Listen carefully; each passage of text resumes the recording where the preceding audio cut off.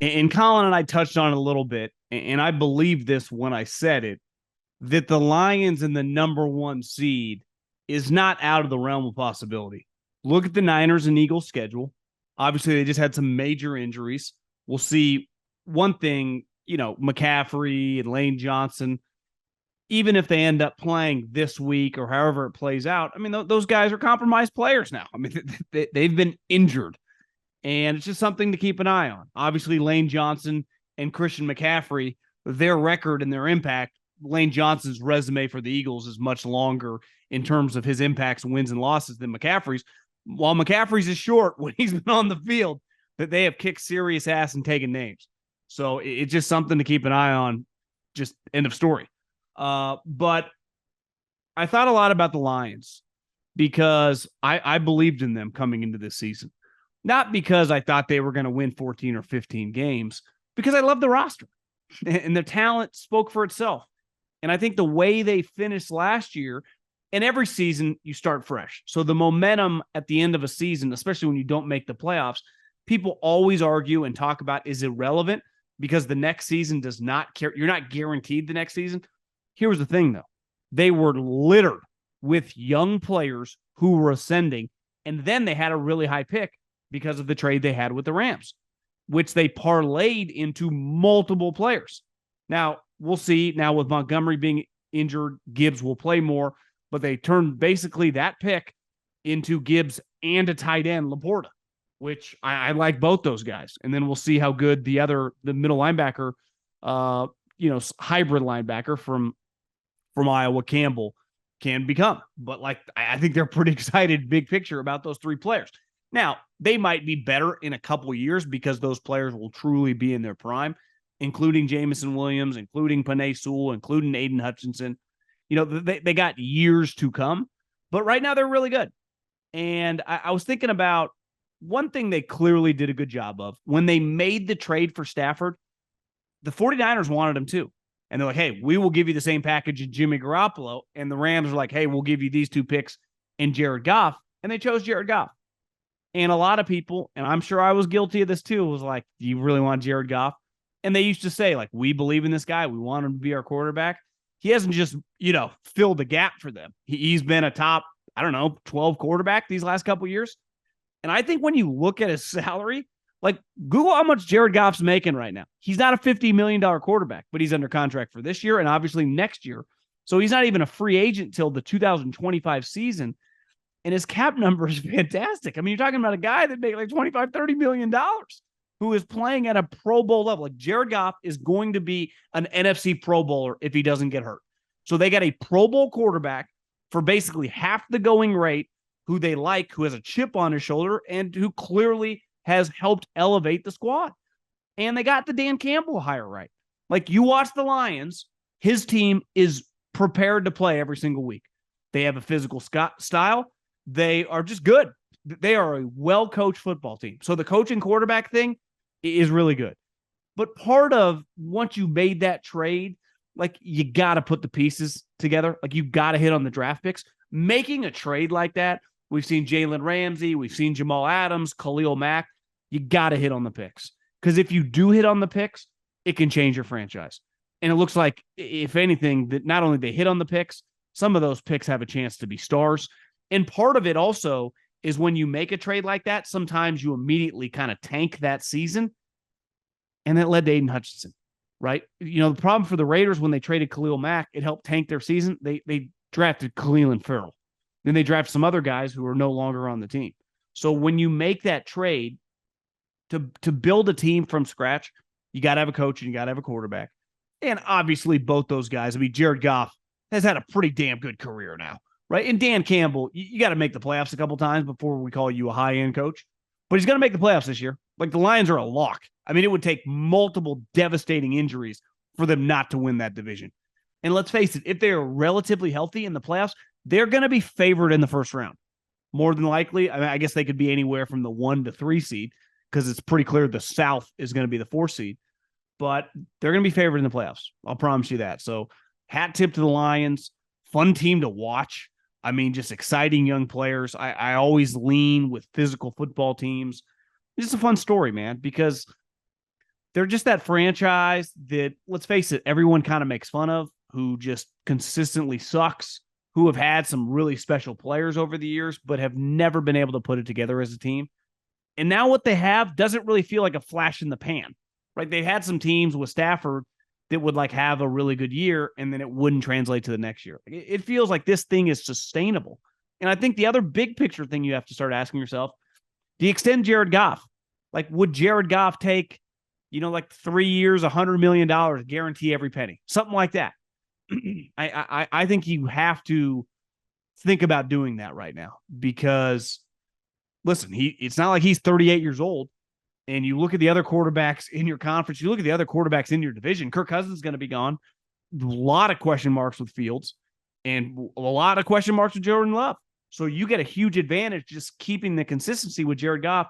And you could argue he's another 5-6 games away from sustaining this, from kind of proving that this is kind of who he is, especially when you factor in the guys around him. So, and it's not like he's on a rookie contract now.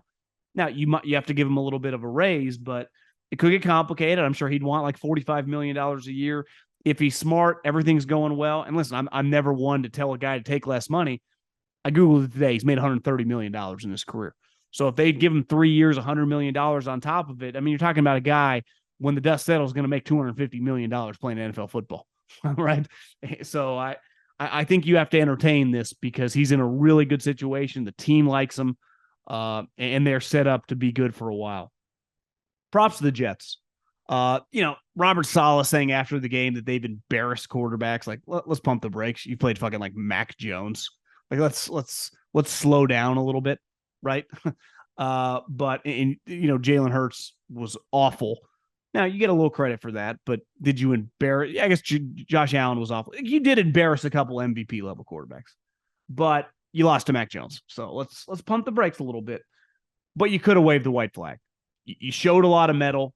You showed a lot of heart, because after that moment on Monday Night Football, it was on the table that this team just unravels. Unraveling was right in front of them. And somehow, and I was thinking a lot about this with Belichick, is Belichick's a very angry, curmudgeon, just kind of surly dude. That's his makeup. And, Parcells was the same way. And that used to really work in the NFL. And I think it can work when you're winning. Saban can kind of be like that too. It doesn't mean he doesn't crack jokes and shit, but his natural inclination in terms of his attitude is going to be dark. Like it's why he's always fit right in the Northeast. Just he's a surly individual. Well, when you're losing and you suck, what a miserable fucking place to be. I mean, I was always told it was miserable to be there when they were winning. Now they're losing in historic fashion for relative to him. He's only 8 losses away from being the all-time losing coach. But it's just, what a negative place. And I do think there's something in Robert Saleh. He's kind of an uplifter. And listen, I don't always have to agree, or even what he's saying can be kind of made up, but he's positive. And I think when you go through the shit in 2023, just with the people you're dealing with, and let's face it, 23-year-olds in 2023 are a little bit different than 23-year-olds in 1987. An uplifting personality. You're seeing it with D'Amico. Both those guys are positive multipliers, right? It's very hard when you're super negative all the time and the team sucks for it to be a place that no one wants to be. And I think one thing that Robert Saleh has really brought to the table these last 2 years, and they've been throwing some curveballs, is just a positive attitude. And that's an underrated, I think, thing in the sport of football.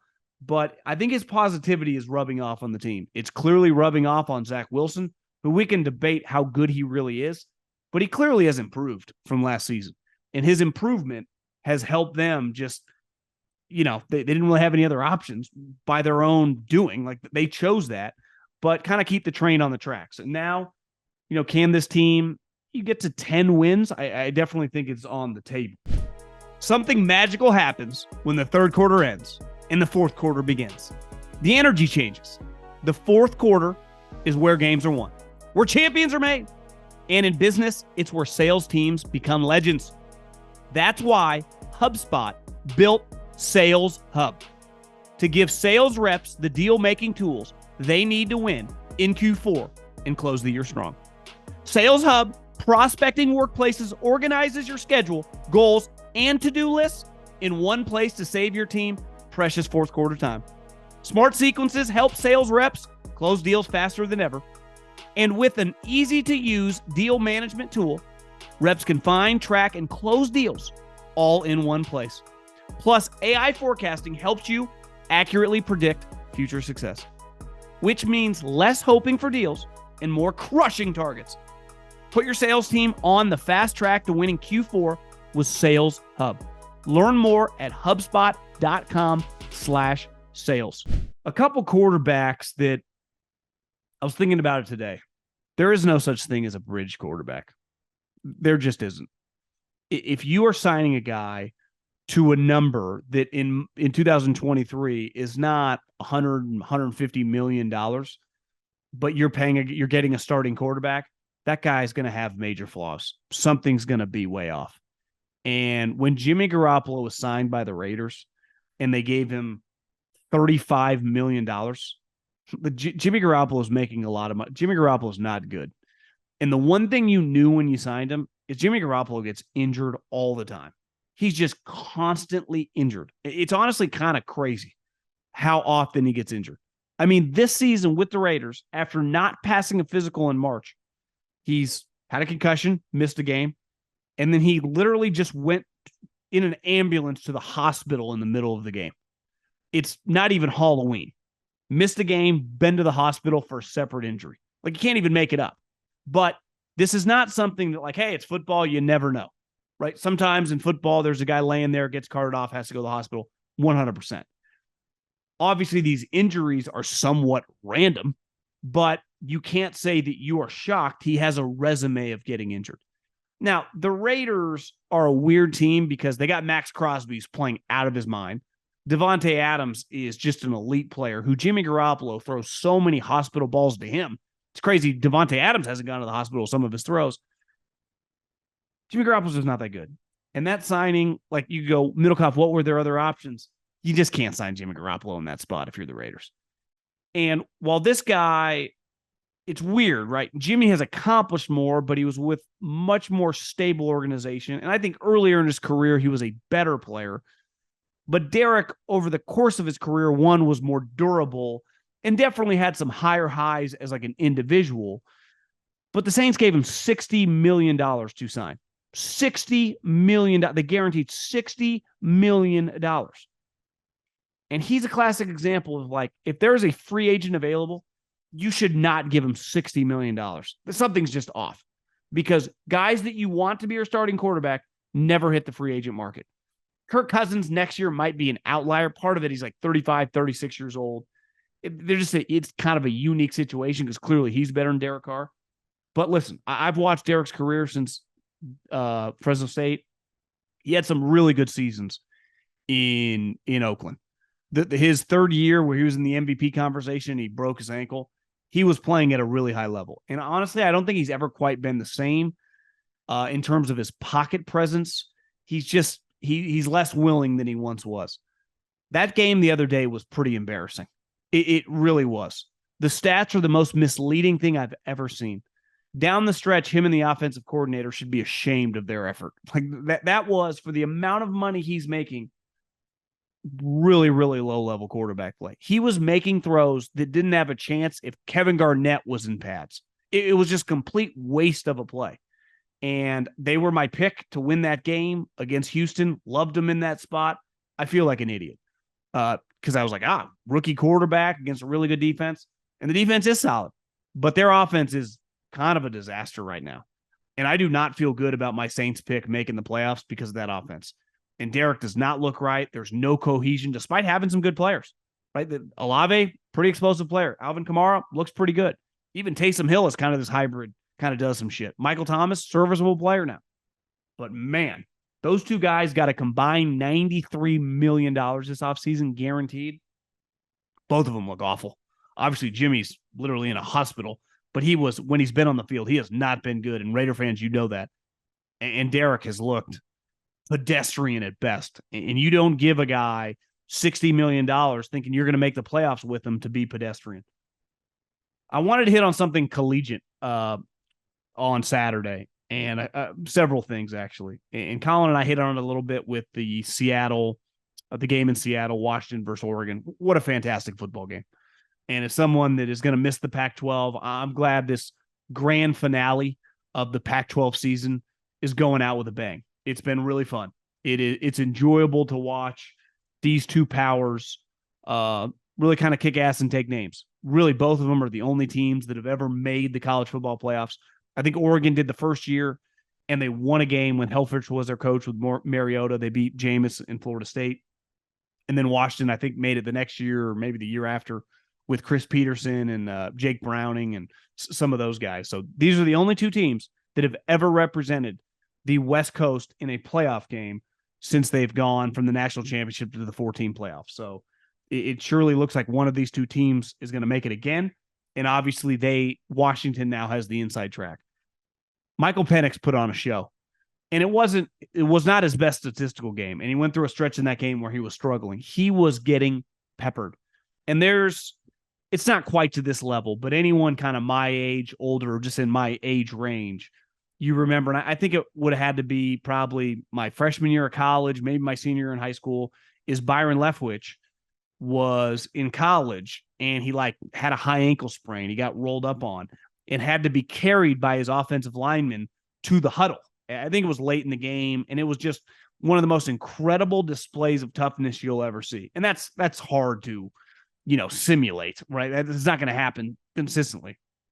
But Michael Penix, you could tell in the middle of the game, like, this guy might get KO'd. He is getting destroyed. You could tell his ribs were hurting. He was kind of leaning over, walking gingerly to the huddle, and he just didn't tap out. And then he made some of his biggest passes when he needed to the most. Now, as a college prospect, or an NFL prospect in college, one thing that concerns me, and I think you see it with Tua, he's my comp because they're both left-handed, but they both throw a beautiful deep ball, but neither of them are great athletes. And I don't know whether Penix was a better athlete before some of his knee injuries, but he is a pocket passer only. And I'm less inclined to lean that way in 2023 and beyond in the NFL because every team has all these pass rushers. I just watched the Cleveland Browns. If you can't move at all, you're sitting duck, you're fucked. The 49ers, all these teams, the Eagles, they will run your ass down. Aaron Donald by himself will catch you multiple times in a football game. That's if you're a good athlete. If you're not, good luck. There's a reason Cousins and the Bradys and the Mannings, they had to get rid of the ball so fast they can't move. So that's my only red flag. But in terms of accuracy, in terms of poise, in terms of toughness, in terms of production, in terms of just, the eye test, as a fan watching him play, it doesn't get much more fun than Michael Penix Jr. in this Washington team. And I've said it for a while. Anyone at Ohio State, listen, you got a huge game this week against Penn State. You could easily lose. I talked to a buddy in the NFL that thinks the gap between Michigan and Ohio State this year is dramatically bigger than it has been the last couple of years. And this is a scout that goes into both programs. Now, you got to play it on the field. What matters on paper doesn't matter. But if Ohio State gets worked again by Michigan, and I mean, last year they lost, but they ended up making the playoffs. And then in a weird way, in a loss to Georgia, it felt like Ryan Day kind of gained some respect back. He obviously beat Notre Dame this year. If he beats Penn State, even if he loses to Michigan, I'm not saying the guy's going to get fired, but you can tell Ryan Day is just not on the status of like getting treated like Nick Saban or Kirby Smart, despite having a very, very successful record. And you lose 3 times in a row to Jim Harbaugh, because let's face it, what Jim said, bro, you were born on third base and you think you hit a triple. There is some element of that. There just is. He was handed a program that was fucking rolling with Urban Meyer. Had become, obviously Ohio State's always been good, but I mean, beating Saban in the Natty. Now, I know that happened a couple years previously, but my point is the recruiting and everything. And obviously Ryan Day knows what it looks like on offense, but we'll see. The expectations at Ohio State are no different than Alabama, Georgia, or USC. Like the moment you don't win and win big, and I mean like compete to win natties, you're in trouble. That's why I've already got Lincoln red flagged. Lincoln, if you can't recruit defense, this ain't going to last long. You're not going to win national championships. You're going to have no chance to win national championships. And they gave you $120 million to to win national championships. Like when Mel Tucker, before he was doing who knows what on a phone call with, even though it was consensual, more absolute fucking moron. Like that's not who you date when you're the football coach. I'm sorry. Not the lady who's coming to your program as a rape victim. That's just, you deserve, there's an idiot tax there, and you're getting taxed with your contract. But Mel Tucker was not signed $90 million to win national championships at Michigan State. Let's face it, Mel Tucker was signed to $9 million to go like 9-3, maybe a 10-win season every once in a while. That'd be fine. Make everyone a bunch of money. Everyone would be good. At Michigan, at Ohio State, at Georgia, at LSU, at Bama, at Texas now, even though they haven't actually been as good as you think over like the last 40 years, but they're paying Sark. USC with Lincoln, you're paid to win natties. Anything less than competing to win natties, it's a red flag. And Kalen DeBoer, he gets Washington to the playoffs. Maybe they win a playoff game. They're going to the Big Ten. I can see it, man. 2000 at the end of next year. That's just something to keep an eye on. Already got that my way too early, coach potential jump ship. Caleb, objectively his worst game as a collegiate player. He was terrible. Like if you just watched that game and didn't know anything and didn't know this guy was talked about as the number one pick last year, would have been the number one pick in the draft, you'd be like, USC is a terrible quarterback. He was beyond awful. He's human. Tom Brady had bad games. Peyton Manning had bad games. Aaron Rodgers had bad games. Like you're allowed to have bad games. Sports. Like, Ted Williams didn't get a hit every time he came to bat. Tiger Woods didn't break par every single time he played 18 holes. But it is something, I will say this. I wouldn't change my rankings based on one game, but it is something to keep an eye on. And I've said this season, unlike his previous two, like everything came pretty easy the first 2 years. This year's a little harder. And he earned a lot of credit in my eyes in the Arizona game. His team was down. His defense sucked. He had to single-handedly carry his team to victory. And Arizona's probably a 7-8 win team. That was a good win for USC, but it was one of the most impressive performances given the stakes for Caleb Williams. This game, whatever, you're allowed a bad game. Andrew Luck had bad games. Trevor Lawrence had bad games. To me, though, the next stretch of the season, I am looking at, because clearly this team is not as good as we thought it was going to be, meaning things are going to be harder. And I like evaluating quarterbacks when shit's kind of hard, because in the NFL, it ain't easy. You don't get to just blow everyone out 50-60 to nothing. It's why so many quarterbacks at the elite programs have busted in the NFL. Now, Caleb's physical characteristics, his athleticism, his arm strength, his accuracy, his playmaking, all translate, but he plays Utah this week. He just got worked by Notre Dame. Utah's defense is every bit as good, if not better. Utah beat him twice last year. On his nails, he wrote "fuck Utah," which was moronic, and then got worked in the Pac-12 championship. Like, what does he look like this season? Because I'll promise you this. Kyle Whittingham, kind of a throwback coach in college, is one of those guys, the moment Lincoln Riley got $120 million, and everybody, including myself, was giving him a reach around and the hype job, like this is going to be incredible for USC, beat him twice. And I'll promise you, every time the schedule comes out, obviously they're going their separate ways. Utah's going to the Big 12 and SC's going to the Big 10. He circles this fucking game. He's a defensive coach. Everyone acts like Lincoln and Caleb are the best thing that ever happened to offensive football. He's going to want to kick the shit out of him. He's been game planning for this game since the summer. I'll promise you that. So I can't wait to watch. But it's not just this game. USC finishes their season Washington at home, at Oregon, and then against UCLA. And UCLA this year, their defensive coordinator is Anthony Lynn's son. Their defense is good. Like UCLA, who just got worked by Oregon State, who's also good, UCLA is good. And listen, I'm not the biggest Chip Kelly guy, but defensively, UCLA is good. They got a 5-star true freshman quarterback who's going through some growing pains. I've always thought Jonathan Smith at Oregon State. I'd fire Chip. I'd hire Jonathan Smith if I was UCLA going to the Big Ten. But that's a conversation for another time. I do think that Caleb's got some very, very tough tests coming up. And as an evaluator, listen, you call me crazy or whatever. This is not necessarily my opinion. I haven't studied Drake May enough. I'm sorry, I'm not watching that much North Carolina football. I do know some people that think not only is the gap closer than the way the media talks about it, that some people think Drake May, he's 6'4", he's a good athlete, he's 230, he's obviously a sweet player, does have a chance to go number one. And these evaluations in these biggest games, if Caleb's going to come down a peg, it's going to be struggling against the best teams, because that's real football. You don't just play for whoever and then just everything's easy in the pros. That's not how it is at all. So I'm fascinated to watch this next stretch. And I do think the Deion Sanders hype has come to a screeching halt. As I had a few cocktails on Friday night, and I was watching a little bit of the game, and Colorado was kicking their butt. And I've always enjoyed Stanford. I kind of root for them. Troy Taylor, who resurrected Sac State, a perennial just dumpster fire operation, had the best season in program history, took them to the playoffs, former Cal quarterback. And I was pretty dialed into that game. And all of a sudden, I'm getting texts, people hitting me up like, bro, you should turn on the Colorado game. And they came storming back. Shador's numbers look pretty good. He threw 5 touchdowns. I thought he missed some pretty easy bunnies, some layup throws at that level that honestly weren't that close, didn't play that well down the stretch. But let's face it, their best player is Travis Hunter, who has to just be completely gassed. I mean, he's playing both ways. He missed some time. I'm not trying to make excuses for him, but he was getting destroyed by number 13. I mean, number 13 had one of the catches of the year where he basically mossed it over his back, carried him the last 5 yards in the end zone.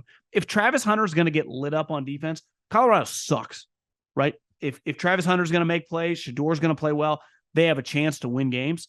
But their schedule also gets very difficult. Like, they start playing the Utahs, the UCLAs, the Oregon States. Like, it's, USC. I guess they already played USC. It's going to get a lot more difficult. I think they play Arizona in a couple weeks, who just destroyed Washington State. So it's going to be interesting to watch Colorado, who the interest early on, they were winning. And Primetime is one of the – listen, Primetime can be as swaggy as he wants. He's one of the greatest sportsmen we've ever seen. The dude played in a World Series while he was the best cornerback in the NFL. Can you imagine someone doing that? Can you imagine anyone in the NFL sniffing a fastball from Justin Verlander? I don't think there's one dude in the NFL who get fucking bat on ball. Half of them probably couldn't even catch a ball in the outfield. Steal a base, no chance, despite some of the great athletes. So what Deion as a player speaks for itself. And obviously as a coach, he's been very successful. But sometimes his swag, like, their team isn't good enough. It's just not. And Travis Hunter in a vacuum is, but the rest of the guys, like, you got a lot of guys acting like they're playing at Ohio State or Michigan. It's like, bro, you're a fringe Power 5 guy probably. And, Deion set himself up for this a little bit too. Like, you better get us now. You're getting got now. and some people think it could be difficult for them to win another game. I think if you objectively look at their schedule, more than likely they're probably fight, especially if, their guys are going to be gassed, if they're not going to play at the high level, which they did early in the season. Like, 5-7 is on the table. They're 4-3 right now.